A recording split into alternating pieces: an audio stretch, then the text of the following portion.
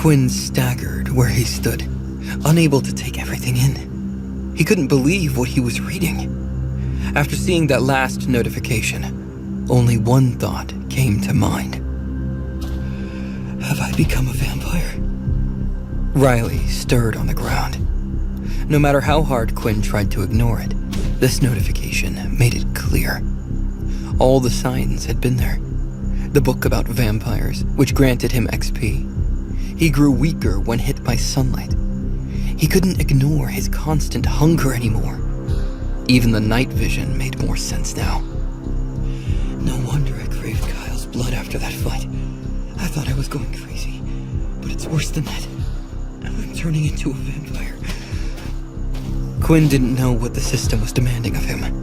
His last shred of humanity held him back from completely turning into a beast and tearing into Riley's neck. Quinn stood there, looking down at Riley, still passed out on the ground. Quinn knew this was his best chance. When would he be able to drink blood again?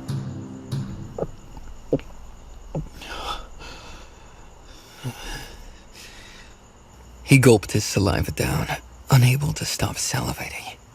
Something drew him to Riley's body. He smelled his victim's blood. Quinn heard Riley's beating heart.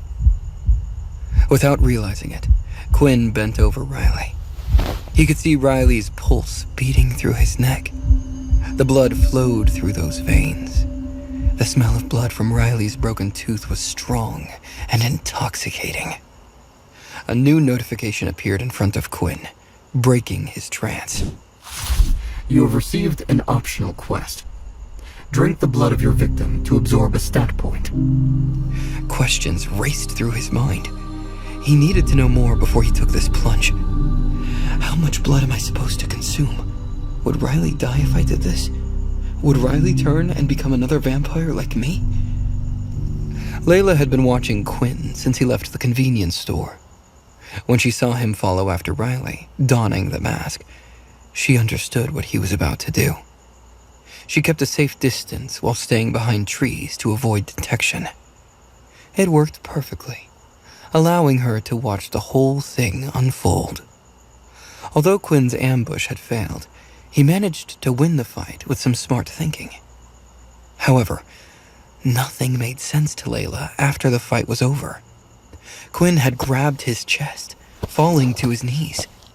The expression on his face showed that he was in great pain.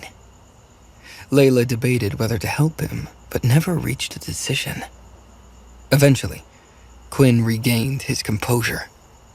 Then, she saw Quinn lift Riley's body slightly off the ground. Quinn's expression looked strange. Quinn wasn't gloating. He looked desperate. What is going on? He can't be planning to kiss him. What is wrong with this guy? The next moment, Quinn placed the unconscious body back down. He couldn't make up his mind. Damn it. In the movies, it looked so easy. Just the idea of sticking my teeth into someone. I just can't do it. Wait, maybe I don't have to. I could just make a small cut on his arm and lick it. Perhaps that'll do it. Layla needed to confirm what she was seeing. She crept closer through the bushes, but her foot landed on a small twig. It made a snapping sound. Quinn turned and looked around. What was that? Is someone watching me? In a panic that someone would find him, Quinn left the body where it was. He headed back to school. Layla didn't hear the twig snapping. She just saw Quinn suddenly leave. I wonder what that was all about. In the end, he didn't do anything. Was he really planning to kiss the other boy?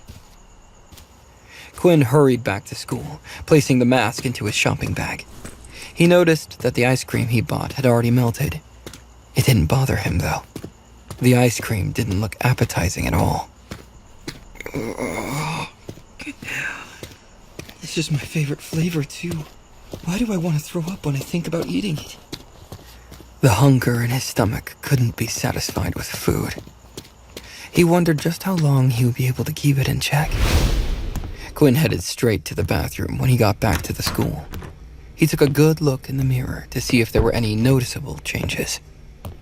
His outward appearance looked the same. Quinn lifted his lips, but his teeth looked the same. Phew. At least it looks like no one will be able to tell that I'm not human anymore. But why did I feel that pain in my mouth? If my teeth didn't grow, then what happened? Quinn opened his status screen to see if his stats had changed after evolving. Name, Quinn Talon. Race, halfling. HP, 15 out of 15. XP, 50 out of 200. Strength, 10. Agility, 10. Stamina, 10. Status points available, 1. His HP had increased by 50%, while everything else had remained the same. Quinn felt bummed out about that. He had expected more from something called an evolution. At least his level up granted him a single status point.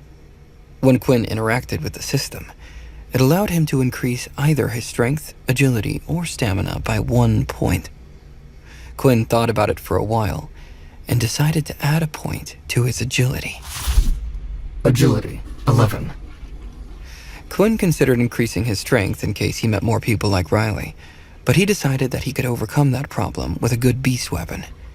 He didn't want to waste a stat point. He knew that with his abilities, what he really needed was to be fast. Why did the system only give me 1 point? But wait, weren't there optional quests?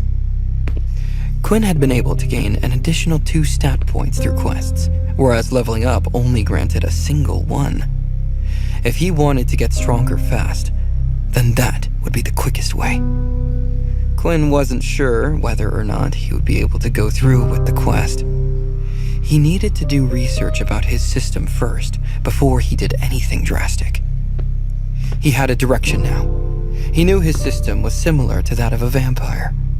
Perhaps if he learned more about them, he would be able to figure out if there was a way around drinking blood.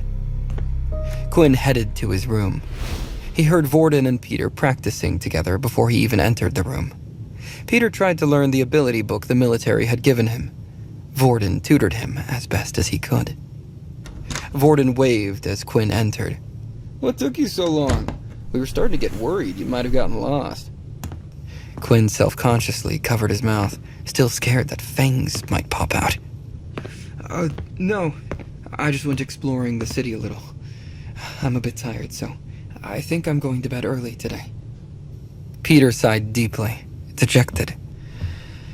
Maybe we should call it a day for now as well. I don't think I'm going to get it tonight. Maybe I'll have better luck tomorrow. Vorden agreed, not wanting to push Peter too far.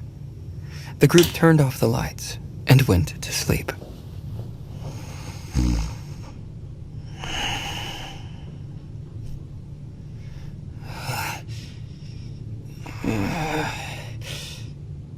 Peter and Vorden snored almost immediately.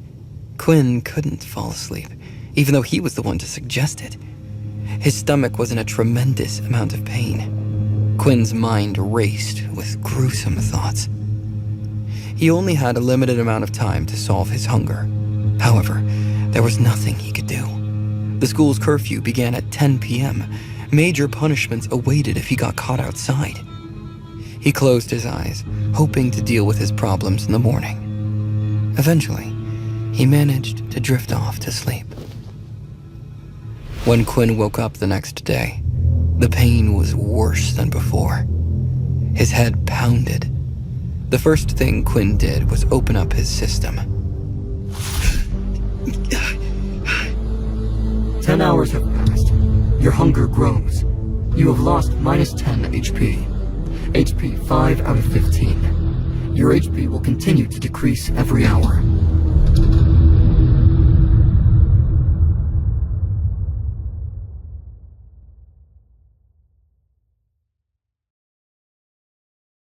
Subscribe now and start watching free episodes of the #1 fantasy show in this YouTube playlist. For the full story, click the link in the description, download the Pocket FM app, and watch all episodes of My Vampire System.